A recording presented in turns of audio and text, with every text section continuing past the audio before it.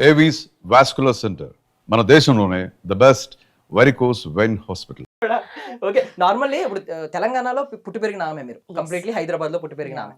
But last time అది east Godavari slang completely. ఈసారి వచ్చేసరికి కూడా న్యూట్రల్ గానే మాట్లాడుతున్నారు. నాకు అంత తెలియట్లేదు. అంటే ఫస్ట్ ఫిల్మ్ లో కూడా న్యూట్రల్ గానే. అదే ఆల్మోస్ట్. అంటే ఇక్కడ నార్మల్లీ నేను ఈస్ట్ గోదావరి అబ్బాయిని. ఓకే. నేను తెలంగాణ డైలెక్ట్ మాట్లాడమంటే మాట్లాడలేను. ఓకే. ఉంటది కదా, నేటివిటీ తెలిసిపోద్ది. సో మీరు ఎలా మేనేజ్ చేస్తున్నారు ఇప్పుడు ఈ న్యూట్రల్ స్లాంగ్ లో ఉండడానికి కారణం? అంటే కంప్లీట్లీ న్యూట్రల్ గానే మాట్లాడతారా బయట కూడా? అంటే ఇండస్ట్రీ వాళ్ళతోని న్యూట్రల్ తెలుగు ఆటోమేటిక్లీ వచ్చేస్తుంది. Exactly, ఇవాళ ఆవిడ exactly. చెప్పారు అదే. Mm. వెరీ అంటే కొంచెం షుగర్ కోటెడ్ తెలుగు వస్తుంది అనమాట, రెస్పెక్టబుల్ గా ఉండడానికి. ఇంట్లో ఫ్రెండ్స్ వాళ్ళందరితో మళ్ళీ తెలంగాణనే వస్తుంది కంప్లీట్. పండుగాడు అలాగే మాట్లాడతారా? ఏంటో పండుగ. వాట్ ఇస్ దిస్ పండు? నేను ఒక వెబ్ సిరీస్ చేశాను ఫస్ట్ లో, ఓకే. Mister girl friend. అదొక్క రీల్ ఫుల్ ఫేమస్ అయింది. చైల్డ్హుడ్ క్రష్, చైల్డ్హుడ్ లో వీళ్ళిద్దరు, ఈమెకి క్రష్ అన్నమాట. పెద్ద అయిన తర్వాత ఈమె బాస్ అవుతుంది యాక్చువల్లీ మనోడికి. సో వాడికి ఫోన్ కాల్ చేసి ఆ డైలాగ్ అది. సరే, అప్పటికి అది అయింది. ఇప్పుడు క్రష్ ఎవరు? నో క్రషెస్ అసలు. అందరూ నన్ను, బాయ్స్ అందరు నన్ను, మనం గర్ల్స్ అందరూ బాయ్స్ ని బ్రోజ్ ఆన్ చేస్తాం కదా, అలా నన్ను అక్క అనేస్తున్నారు. అక్క అంటే అన్నారు, అక్క ఐ లవ్ యూ, అక్క విల్ యూ మ్యారీ మీ. నువ్వు ఇటనుండు అటనుండు అసలు. సో ఇంకా నేను యూనివర్సల్ అక్కనే అయిపోయాను. అక్క ఓకే, తప్పుగా అనుకోకూడదు. పొరపాటు ఆంటీ అనట్లేదు కదా లాస్ట్ ఎఫెక్ట్ వల్ల. No no no, I was very happy నన్ను ఆంటీ అన్న, ఎందుకంటే ఆ కామెడీ పండింది నాకు, సినిమా వర్కౌట్ అయింది, నాకు చాలు అనుకున్నాను. నాకు తెలిసి ఇప్పుడు కూడా అడుగుతూ ఉంటారు కదా బయట కనిపించినప్పుడు, కాత్యాయిని భోజనం చేసావని చెప్పి. ఇప్పటికి ఎస్. సో మీరు Q&A లో తప్పించేసుకున్నారు, పుట్టినిల్లు మెట్టినిల్లు అని చాలా తెలివిగా తప్పించుకున్నారు. కాదు, చాలా ర్యాండమ్ గా చెప్పాను నేను అది. అంటే ఫస్ట్ ఇది మెయిన్ అంతే కదా. ఇప్పుడు ఫస్ట్ అయితే నేను యాక్టర్ అవుదామనే వచ్చాను ఇక్కడికి మా ఊరు నుంచి. సో ఆ ట్రయల్స్లో ఈ హోస్టింగ్ కంఫర్ట్ అయిపోయింది, ఇక్కడ చాలా కంఫర్టబుల్ జోన్ క్రియేట్ అయిపోయింది, అండ్ ఫ్యామిలీ ఇష్యూస్. సో ఇంక ఇదేదో బాగుంది కదా అని ఇక్కడ అయిపోయాను. సో ఇప్పుడు వచ్చింది మెయిన్ కాజ్ అది కదా. సో అది వస్తున్నప్పుడు ఇప్పుడు నీకు అది ఇష్టమా ఇది ఇష్టమా అంటే ఎలా చెప్తాను చెప్పండి. సో అందుకని ఆ రోజు అలా ఆల్ ఆఫ్ సడన్ గా అలా వచ్చేసింది. సో రెండు కళ్ళు లాగా అనమాట. సో అది చేసుకుంటాను, ఇది రెండు కళ్ళలాగా. ఓకే, రెండు ఒకేసారి వస్తే ఏం చేస్తారు? ఇప్పుడు ఎక్కువ వచ్చినాయి లాస్ట్ టైం ఈ సినిమాకే కొన్ని షూటింగ్ చేస్తారు, ఈవినింగ్ హోస్ట్ చేస్తారు. లేదు అలా అక్కడ ఒప్పుకోరు కదా, అది అవుట్డోర్ న్యూజిలాండ్ లోనే ఎక్కడో సెట్ చేశారు. But she is in demand అండి, షీ విల్ డూ ఇట్ అండి. ఎందుకు చేయకూడదు? నాకు అప్పుడప్పుడు క్వశ్చన్స్ ఇలా ఎందుకు అడుగుతారు. ఒక్క ఈవెంట్ మాత్రం షూట్ నుంచి వచ్చి చేశాను, ఒక ప్రెస్ మీట్ మాత్రం ఈ షూట్ నుంచి వచ్చి. సో ఇక్కడ లోకల్లో ఉంటే అట్లీస్ట్ అది better. Morning 6 to 6 call sheet ఉంది అనుకోండి, సో వచ్చి చేసుకోవచ్చు. ఓకే, ఈవినింగ్ ఉంటే దగ్గరలో అయితే చేసుకోవచ్చు. లేదు ఇంకా అంటే ఫుల్ డే అవుట్డోర్ అంటే ఇంకా కష్టం. కానీ ఫుల్ ఫ్లెడ్జ్డ్ గా వాళ్ళకి ఇచ్చేయాల్సిందే. మరి కంపల్సరీ మనకు కంఫర్టబుల్ టీం ఉన్నారు అంటే, ఇప్పుడు వీళ్ళు దొరికినట్టు అందరు దొరకాలంటే కష్టం కదా. నెక్స్ట్ మూవీకి కూడా మేబీ తెలీదు ఏమవుతుందో దేవుడి దయ వల్ల. సో నార్మల్లీ ఒకటి కావాలంటే ఒకటి వదులుకోవాలంటారు అంతే. అంటే ఇది బిగినింగ్ కాబట్టి, యాక్టర్స్ గా బిగినింగ్ డేస్ కాబట్టి దీనిలో పండిపోయారు, దీనిలో డిమాండ్ ఫుల్ ఉంది. మనీ పరంగా చూసుకుంటే రోజు ఈవెంట్ చేస్తూ ఉంటే వచ్చే ఇన్కమ్ తెలుసు మనకి, రెవెన్యూ ఎంత వస్తుంది.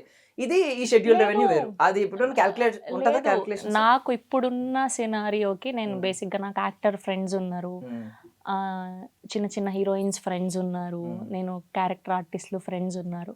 కంపారిటివ్లీ వాళ్ళకంటే నాకే మంచిగా వస్తుంది. అవును, రెవెన్యూ అలా ఉంటది ఎక్కువ. నేను అనేది అదే, డైలీ ఈవెంట్ ఉంటే ఆ రెవెన్యూ ఒక రేంజ్ లో వస్తది. అవును అవును.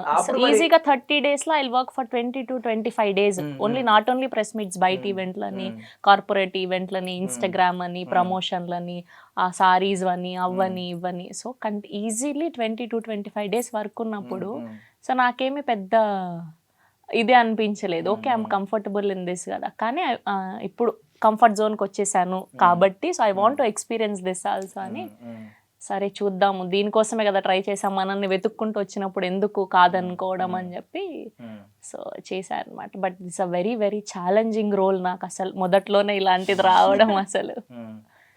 నార్మల్లీ పవన్ కళ్యాణ్ గారికి వీరాభిమాని. అవును, మామూలు పేరేంటి? అఖిరానందన్. సో ఫస్ట్ నేను మా ఆయన ఇంట్లో చెప్పినప్పుడు ఇట్లా పవన్ కళ్యాణ్ గారి పేరే పెట్టుకుందాం అనుకున్నాం ఫస్ట్. సో దాని తర్వాత మా ఆయన అన్నాడు కదా, దేవుడు అనే పేరు ఆయనకు ఒక్కళ్ళకే ఉండాలి, సో వాళ్ళ అబ్బాయి పేరు పెట్టుకుందాం అని చెప్పి. సో అట్లా అసలు మా ఇంట్లో అయితే అట్లా ఎట్లా పెట్టుకుంటారు అది ఇది అని మా అత్తమ్మ మా మామయ్య.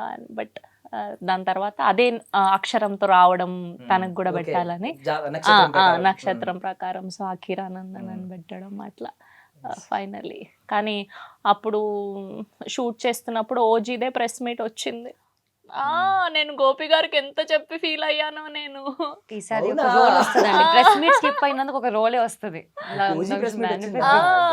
సో అంతకు ముందు కూడా అంతే, హరిహర వీరమల్లు అప్పుడు కూడా నేను షూట్ లోనే ఉన్నాను. ఓకే. అప్పుడు రాలేకపోయాను ఎందుకంటే వాంటెడ్లీ నేను చెప్పి పెట్టాను ఈవెంట్స్ వాళ్ళకి. సో మీరు ఏమి ఇచ్చినా ఇవ్వకపోయినా నాకు కళ్యాణ్ గారిది వచ్చితే మాత్రం నాకు డబ్బులు కూడా ఇవ్వకంటే మీరు, నేను వచ్చి చేసేసి వెళ్తా అని.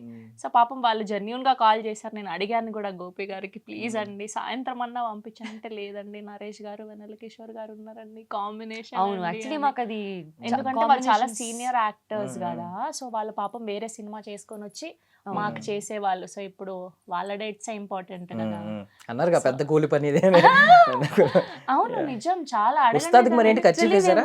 నెక్స్ట్ ఉస్తాద్ వస్తుంది కదా, నెక్స్ట్ మంత్ ఖర్చు వేసాము. ఖర్చు టవల్ అన్ని బెడ్షీట్ అన్ని వేసి పెట్టాము. కొంచెం రెట్టవలేయండి,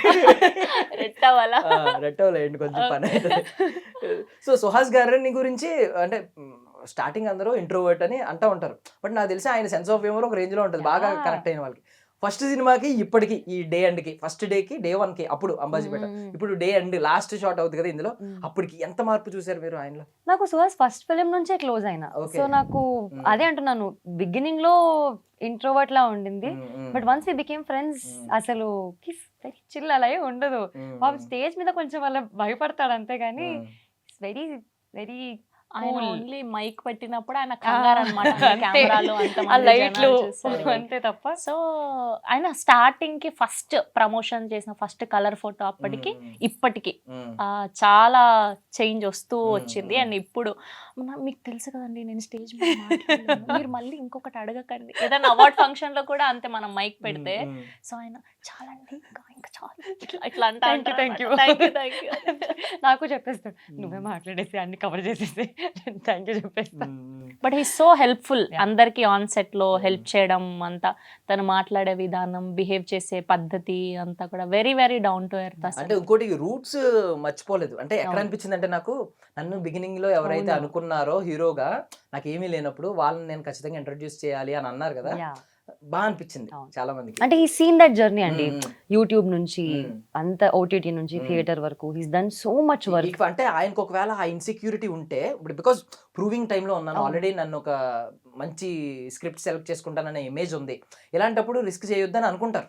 మంచి మంచి ఎవరైనా పైగా అప్గ్రేడ్ కోరుకుంటా ఉంటారు, ఆండ్రాయిడ్ అయినా ఐఓఎస్ అయినా అప్గ్రేడేషన్ లాగా అప్గ్రేడ్ కోరుకుంటారు. సో మళ్ళీ వెళ్ళి వాళ్ళందరితో చేయడం అనేది నిజంగా లిటరల్లీ ఆ రూట్స్ మర్చిపోలేదు. సో అది గుడ్ క్వాలిటీ. అండ్ ఇంకొకటి ఇందాక అన్నారు కదా డాన్స్ నెంబర్స్, వీటి కోసం చూస్తున్నాను కంప్లీట్ ఒక డాన్స్ ప్రొఫైల్ మీద మూవీ గురించి. నార్మల్లీ ఇక్కడ మనకి స్పెషల్ సాంగ్స్ అవుతూ ఉంటాయి, మనకి కిసిక్ సాంగ్ కానీ, ఊ అంటావా మావా కానీ, పెద్ద పెద్ద హీరోయిన్స్, స్టార్ హీరోయిన్స్ అందరూ చేస్తున్నారు. ఒకవేళ శివానీకి గనక ఇన్ ఫ్యూచర్ అలాంటి ఒక సాంగ్ వస్తే, మీరు నేర్చుకునేదేమో కూచిపూడి, కొంతమంది ఏంటంటే కొన్ని ఉంటాయి మైండ్ సెట్స్, మీకు సినిమాలో ఉన్న క్యారెక్టర్ లాగా నేరో మైండెడ్ పీపుల్ ఉంటారు, బిజినెస్ ని అర్థం చేసుకోవాలి, బిజినెస్ అంటే బిజినెస్ ఏదైనా మీరు అర్థం చేసుకోవట్లేదు సినిమాలో, అందుకని అలాంటి నేరో మైండెడ్ పీపుల్ ఉంటారు కొంతమంది. నేను కూచిపూడి నేర్చుకున్నాను కదా, ఈ కైండ్ ఆఫ్ డాన్స్ చేయొచ్చా అనే ఫీలింగ్ ఉంటుంది. మీకు అలాంటిది ఉంటుందా, ఏదైనా చేస్తారా? నాకు dance any kind of art is art అండి. నాకు డాన్స్ కూడా కూచిపూడియే మంచిది, folk song or any special number is not dance form అని అట్లా ఏం లేదు. అండ్ నేను ఆ సినిమాకి హీరోయిన్ అయితే నా సినిమాలో నేను చేసుకుంటా. Okay okay, conditions apply. అంటే మేము బడ్జెట్ల గురించి వింటా ఉన్నాం, ఒక్క స్పెషల్ సాంగ్ చేసి ఒక పెద్ద ఐ మీన్ ఒక స్టార్ హీరోయిన్ కంప్లీట్ సినిమా చేస్తే ఎంత వస్తుందో బడ్జెట్, ఆ రేంజ్ లో వస్తుంది. అండ్ ఇమేజ్ కూడా నిజంగా ఆ రేంజ్ లో వచ్చింది.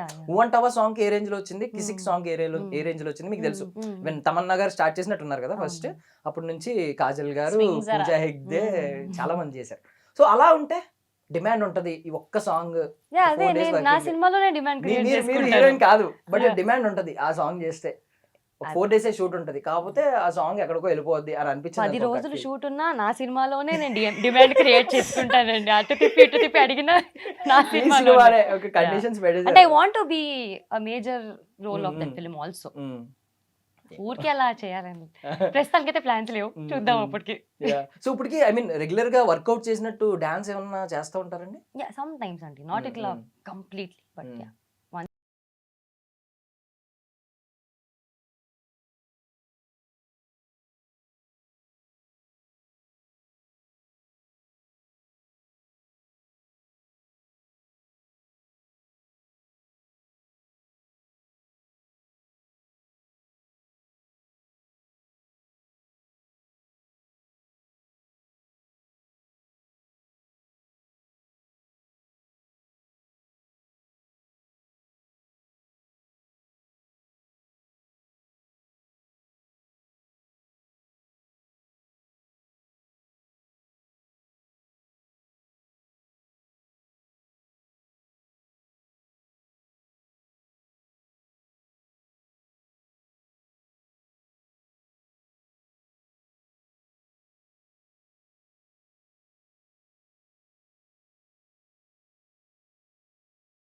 How do you define dance అంటే డాన్స్ అనేది కొంతమంది ఏంటంటే మూమెంట్స్ కాదు అంటారు కొంతమంది